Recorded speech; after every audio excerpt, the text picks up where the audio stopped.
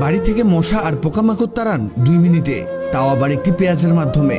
মশার জন্য আর কয়েলের ব্যবহার করতে হবে না। 10 থেকে 15 দিন সহজে মশা তাড়াবে একটি পেঁয়াজ। তো চলুন দেখে নেওয়া যাক কিভাবে এটা বানাতে হয়। এর জন্য আমাদের লাগবে একটি পেঁয়াজ। এখানে আমাদের কাজ হবে এই পেঁয়াজের খোসাটাকে ভালোভাবে ছাড়ানো। দেখুন, আমরা পেঁয়াজের খোসাটিকে ছাড়িয়ে নিয়েছি। এখানে আমাদের কাজ হলো পেঁয়াজের উপরের অংশ এবং নিচের অংশ কেটে দেয়া। দেখুন, আমরা ছুরি দিয়ে এর নিচের অংশ এবং উপরের অংশ কেটে ফেলেছি। এবার পেঁয়াজের উপরের অংশে আমাদের একটা ছিদ্র করতে হবে।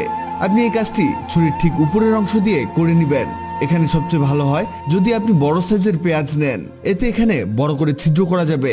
যত বেশি এখানে গ্যাপ থাকবে ততই ভালো। এটা যত বড় হবে আপনি ততই বেশি দিন এটা দিয়ে মশা তাড়াতে পারবেন। এরপরে লাগবে ন্যাপথালিন।